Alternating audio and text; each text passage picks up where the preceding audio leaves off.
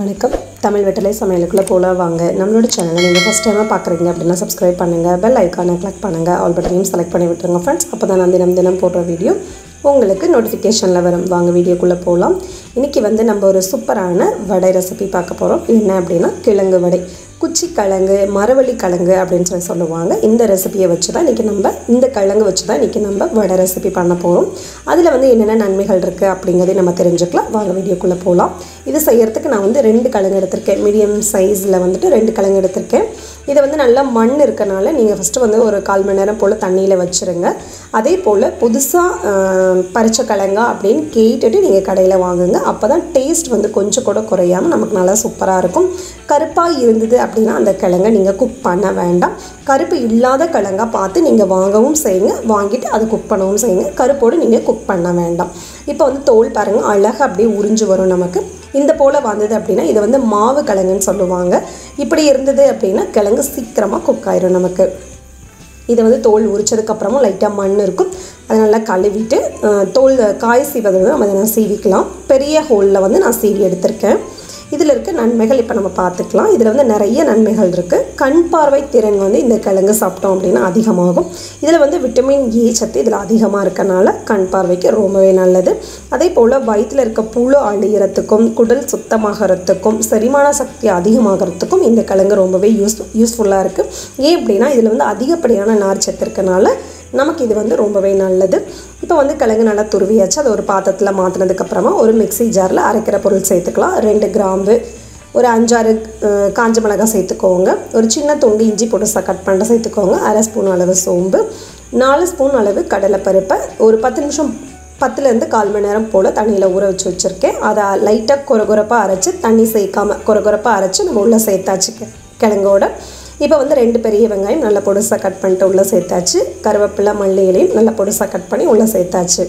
இப்போ இதுக்கு தேவையான அளவு உப்பு சேர்த்துக்கலாம் நீங்கள் கொஞ்சமாக போட்டாலும் சரி இல்லை பொதுவாகவே அதிகமாக போட்டுக்கிட்டாலும் சரி நடுவில் பத்தலைனா கூட நம்ம வாயில் கொஞ்சம் வச்சு டேஸ்ட் பார்த்துட்டு நீங்கள் தேவைக்கு தகுந்த மாதிரி உப்பு சேர்த்துக்கலாம் இப்போ இதை நல்லா கையில் அழுத்தம் கொடுத்து பசங்க அப்போ தான் கிழங்கு கொஞ்சம் மைய வரும்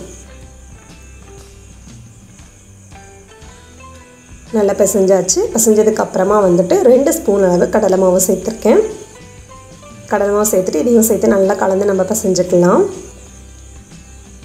இதில் விட்டமின் சி ஃபோலைட் இரும்பு சத்து கால்சியம் சத்து இதில் அதிகமாக இருக்கனால ப்ரெக்னென்ட் லேடிஸ் இதை நீங்கள் தவறாமல் நீங்கள் இதை எடுத்துக்கலாம் அதே போல் ஆஃப்டர்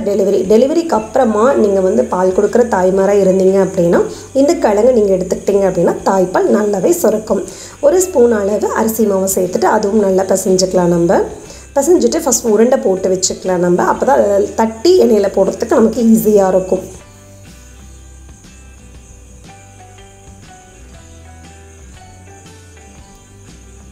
எல்லாத்தையும் உருண்டை போட்டு வச்சாச்சு நமக்கு தேவையான அளவுகளில் உருண்டை போட்டதுக்கப்புறமா கையை லைட்டாக ஈரம் பண்ணிவிட்டு இந்த உருண்டையை ஒரு உருண்டை எடுத்து நடு கையில் வச்சு லைட்டாக ஒரு அழுத்தம் கொடுத்தீங்க அப்படின்னா அது பரவலாயிரும் ஓரங்களில் லைட்டாக பிரிஞ்சு வந்ததுன்னா அழுத்தி விட்டுட்டு நம்ம எண்ணெய்க்குள்ளே போட்டுக்கலாம் எண்ணெய் நல்லா ஹீட் ஆகட்டும் ஹீட் ஆனதுக்கப்புறமா மிதமான தீயில் வச்சுட்டு ஒரு வடையை நம்ம தட்டி உள்ளே சேர்த்துப்போம் ஸோ எண்ணெயில் செய்கிறீங்க கவனமாக செய்யுங்க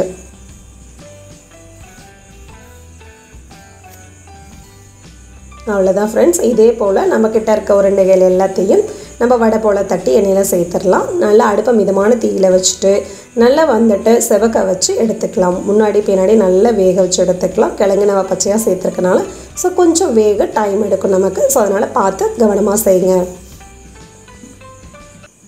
அந்த வடை செய்யல் அவ்வளோ ஒரு வாசனையாக ரொம்ப சூப்பராக இருந்தது நார்மலாக நம்ம வடை செய்யறதை விட இது கொஞ்சம் டிஃப்ரெண்ட் டேஸ்ட்டாக இருந்தது ரொம்ப சூப்பராக இருந்தது கண்டிப்பாக இந்த ஈஸியான வடை ரெசிபியை நீங்கள் ட்ரை பண்ணுங்கள் கிழங்கு இருந்தது அப்படின்னா நீங்கள் கண்டிப்பாக இந்த வடை ரெசிபியை மிஸ் பண்ணிடாதீங்க நீங்கள் எப்படி செஞ்சீங்கன்னு சொல்லிட்டு கமெண்ட் பண்ணுங்கள் நம்மளோட சேனலுக்கு சப்ஸ்கிரைப் பண்ணுங்கள் அப்போ தான் நாளைக்கு நான் போஸ்ட் பண்ணுற வீடியோ உங்களுக்கு நோட்டிஃபிகேஷனில் வரும் இந்த வடை நம்ம செய்யலை சாப்பிடையில் சட்னியோட வச்சு சாப்பிடையில் ரொம்ப சூப்பராக இருக்கும் சட்னி இல்லாமையும் சாப்பிட்லாம் அவ்வளோதான் வடை ரெடி பண்ணியாச்சு இது அரிசி மாவு சேர்த்தது நல்ல கிறிஸ்பினஸ்க்காக தான் அரிசி மாவு நம்ம சேர்த்துருக்கோம் ஸோ கண்டிப்பாக இந்த ரெசிபியை ட்ரை பண்ணுங்கள் தேங்க்யூ